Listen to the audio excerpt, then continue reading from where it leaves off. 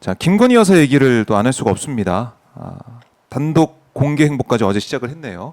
우크라이나 아동들의 그림을 전시하는 청와대 춘천에서 개최된 우크라이나 아동 그림전 관람 행사에 김건희 여사 참석을 했는데 이렇게 얘기를 했습니다.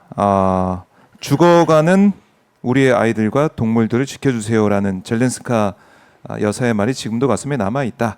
우리 모두 생명 존중과 세계 평화의 의미를 한번 생각해보는 계기가 됐으면 좋겠다. 또 우크라이나 방문한 경험 언급하면서 참혹한 현장의 이야기를 우리도 같은 인류로서 생명 존중과 평화의 필요성을 꼭 공유하고 같이 느꼈으면 좋겠다. 생명과 또 평화 이걸 좀 강조하는 어제 단독 공개 일정 행보를 보였습니다. 자, 이제 정말로 뭔가 족쇄가 풀린 듯이 자유롭게 뭐 단독 일정도 하고 대통령과의 같이 불교계 행사도 참석하고 외교 일정도 하고, 그러니까 네덜란드 국빈 방문 그때 할 때처럼 그 상황으로 다시 돌아갔다. 이거 어떻게 봐야 됩니까? 뭘 어떻게 봐요? 네. 지금 화가 납니다. 화가. 아니 나는 이제 아까 발언 이제 소개해 주셨잖아요. 생명 존중? 우크라이나 어린이대에서는 저렇게 열심히 생명 존중하면서 최승훈 해병에 대한 부모님 만난 적 있어요? 위로한 적 있어요? 이태원도 그렇고. 이태원도 그렇고 그렇게 억울해 죽어간 그렇게 많은 사람이 정부가 제대로 국가가 제대로 보호하지 못해서 길거리에서 그렇게 안타까운 최후를 맞이하고 네. 생명이 하늘나라 갔는데 그 사람들 위로한 적 있냐고요? 한 번이라도 위로한 적 있어요? 예전에 사진 없을 때 와서 한 번 참배하고 그리고 나서 사진 옮겨놓은 이후에 사진 올려놓은 이후에 온 적 없잖아요. 아니 우리나라 국민들의 생명에 대해서는 존중을 제대로 하는지도 의문인데 우크라이나 지금 저러고 있어요? 아니 뭐 저게 나쁘다고 얘기하는 게 아니라 그러면 우선적으로 우리나라 국민들에 대해서 살펴야 되는 거 아닙니까? 억울하게 죽어간 그 사람들에 대해서 그 유가족들이 제발 한번 만나달라고 하고 얘기 들어달라고 하는데 그건 안 하면서 한동훈 전 비대위원장도 그래요. 최승훈 해병 그때 현충원인가요? 참배하고 있을 때 옆에는 참배하면서 거기는 안 가잖아요. 그래서 해병들이 뭐라 그래서 참배 좀 하라고 와서 왜 그러는 거예요 대체? 아니 우리나라 국민이고 우리나라의 대통령이고 대통령 부인이라며 그럼 여야 가리고 그걸 뭐 진보 보수 가리는 거예요? 대체 왜 그러는 거예요? 우크라이나에 대해서는 저렇게 뭐 돈도 지원해주고 생명 존중한다고 얘기도 하고 우리나라 국민들이 처하고 있는 이 어려움과 고통에 대해서 왜 돌아보지 않는 거예요 대체? 그리고 본인이 저렇게 왜 안 나왔습니까 그동안? 본인에 대한 여러 가지 의혹 때문에 논란 때문에 안 나온 거 아닙니까? 명품백 수수고에서 한마디라도 해야 되는 거 아니에요? 미안하다고 사과하고 내가 그런 행동을 해서 국민들께 심려를 끼쳐서 대단히 죄송하고 송구합니다. 한마디는 해야 되는 거 아니에요? 뭐예요? 아무 일도 없던 것처럼 나와가지고. 그래놓고 본인과 관련 최재형 목사는 지금 수사받고 있잖아. 조사받고 있잖아. 네네. 최재형 목사가 뭐라 그랬습니까? 아니 자기가 처벌받을 수 있는 상황인데도 뭐라 그래요? 아니가 청탁했다. 그러면 그 사람이 그렇게 얘기할 때는요. 내가 처벌받을 수 있다는 생각을 하면서 얘기하는 게 거짓말일 가능성이 낮잖아요. 아니 청탁했다. 그러면 단순히 이거는 김영란법으로 처벌할 문제가 아니에요. 그렇게 되면 김건희 여사는 뭐 처벌이 안 될 수 있지만 청탁이 들어가면 이건 다른 얘기잖아요. 뇌물이 되는 거잖아요. 신인기 변호사가 지난번에 얘기했듯이 그런 일이라면 본인도 처벌 대상이 돼 이제는. 네. 그러면 미안하다 죄송한 최소한 뭐 사실인지 아닌지 모르지만 그런 일이 벌어져서 국민들께 심려를 끼쳐가지고 이렇게 국가가 어려움에 빠지게 만든 일이 본인이 원인 제공자잖아. 근데 그거에 대해서 한마디도 안 해요? 사과는 왜 한마디도 안 하는 거예요 대체? 우리 국민은 무시하고 우크라이나 국민들만 좋아해? 이거 뭐 하는 행동이에요 대체? 근데 저는 이제 뇌물죄 얘기하셨으니까 법리적으로 조금만 설명드리면 청탁금지법은요 그냥 도덕법이라고 보시면 돼요. 그냥 도덕에서 규제하던 거를 이제 법으로 끌어들였다는 거고, 뇌물죄는 두 가지가 있는데 하나가 이제 직무 관련성하고 대가성이 있으면 그냥 뇌물죄는 성립을 합니다. 그리고 이제 김건희 여사와 윤석열 대통령을 어떻게 묶냐면은 과거에 박근혜 최순실 묶듯이 지갑 공동체로 묶어가지고 박근혜 대통령을 뇌물죄로 처벌을 했기 때문에 윤석열 대통령도 뇌물로 처벌될 수 있는 이런 사안이에요. 근데 말씀하신 대로 만약에 그 뇌물죄 법리를 안 쓰더라도 청탁이 오고 갔으면 이게 제3자 뇌물이 돼가지고 또 이제 뇌물죄로 엮을 수가 있는 거거든요. 그러니까 말씀 잘해주신 대로 부정청탁금지법으로 어물쩡 떼워서 넘어갈 사안이 아닌데 너무나도 중차대한 이거는 뇌물 사안을 지금 수사를 안 하고 있다. 근데 뇌물 혐의를 받는 사람이 윤석열 대통령의 논리로 치면 이건 뇌물범이죠. 뇌물 혐의자도 아니고 뇌물범인데 어디 지금 우크라이나 인사들을 만나고 무슨 세계 망신시킬 일이 있습니까? 그러니까 김건희 여사는요, 이거 지금 뇌물 혐의 처리 안 하면요, 외교를 나가면은 국격망신, 국격추락이고요, 공개 활동 안 하면은 또 비선으로 뇌물 받아 먹고 있는 거 아니냐라는 의심을 지금 하기 때문에 활동을 해도 문제고 안 해도 문제인 이런 상황이에요. 그래서 윤석열 대통령이 이거를 풀려면은 딱 세 가지 방법이 있습니다. 하나는 그냥 수사를 받는 거예요. 수사를 받는 거, 내지는 양재동에 가서 이혼을 하는 거. 그 세 번째는 그냥 대통령직에서 내려오는 거. 이 셋 중에 하나를 해야 이 사안이 해결이 되지, 아무것도 안 하면서 공개 활동한다? 이건 너무 뻔뻔한 거다라는 생각이 들어가지고 좀 그랬고요. 그리고 김건희 여사 워딩 중에 아까 뭐 세계 평화 이런 소리를 하던데, 예, 뭐 생명 존중도 얘기했고, 저는요, 세계 평화 운운하는 사람들이 저는 가장 사기꾼이라고 보거든요. 아니, 국내 정치도 못해서 국내를 이렇게 평화롭지 못하게 분쟁의 도가니로 몰아넣는 주체가 어디 엉뚱하게 세계 평화 운운하고 있습니까? 아니, 세계 평화 운운하기 전에 자기 집안부터 돌아봐야 되는 거 아닙니까? 수신제가 치국하는 거 아니에요? 그러니까 저는 대한민국 대통령, 영부인 이런 상황 속에서 본인 문제로 대한민국이 두동강 나가지고 지금 완전히 지금 소용돌이에 빠지고 있는데 어디 한가롭게 지금 혼자 세계 평화를 운운하고 있습니까? 이런 사람들 절대 세계 평화에도 관심 없는 사람들이에요.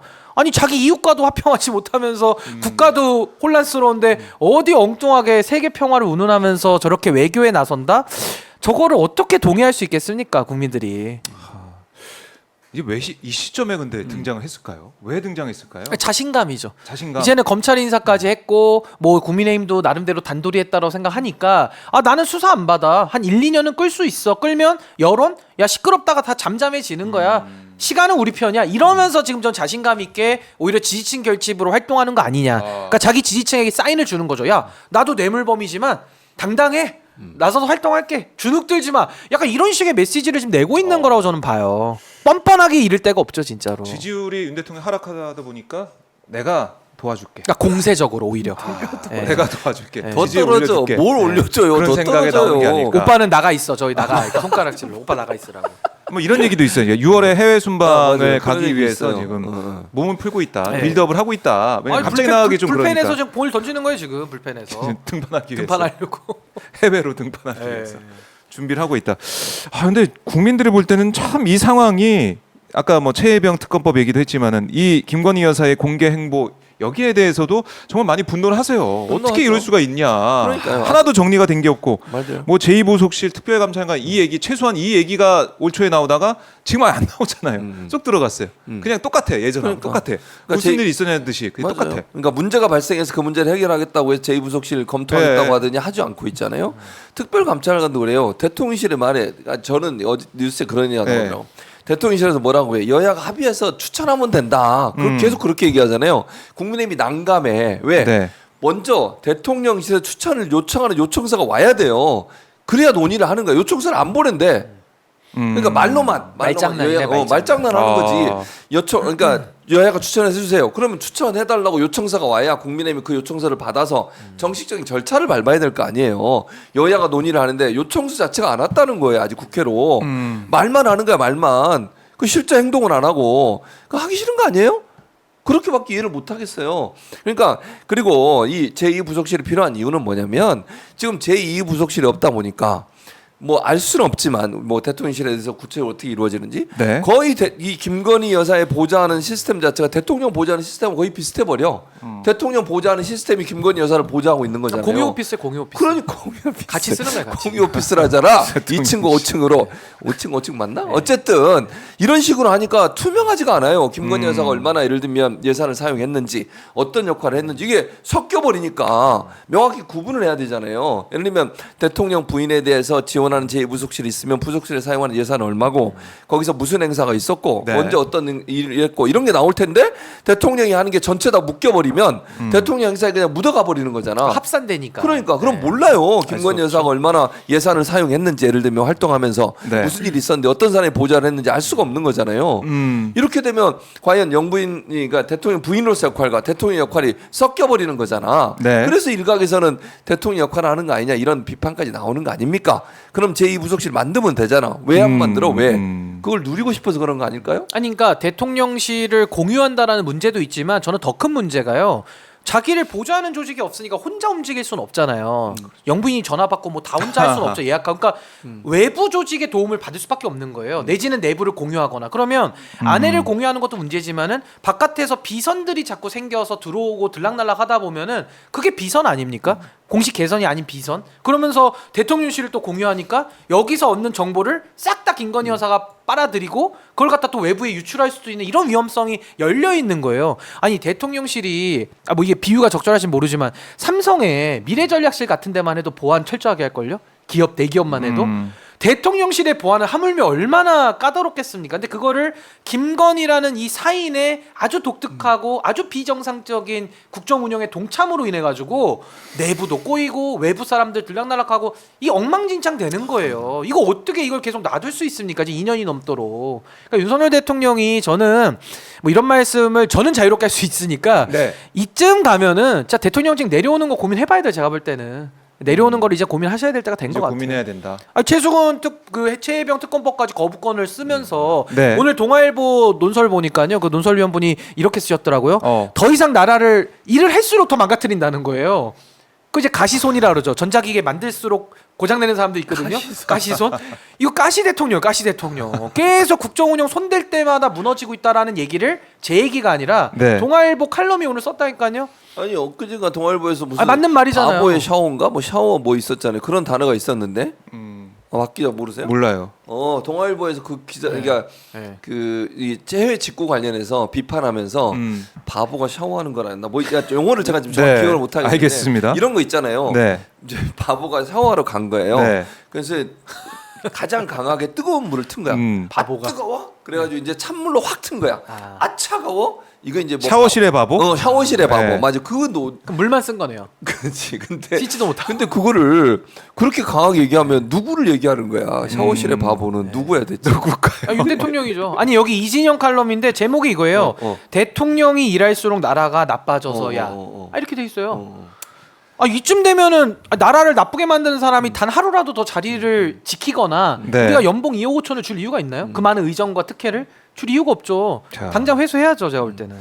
그러니까 이제 국민들이 정말로 이제 더 이상 버틸 수 없다. 이대로 안 된다라는 얘기가 계속 나오고 있는 거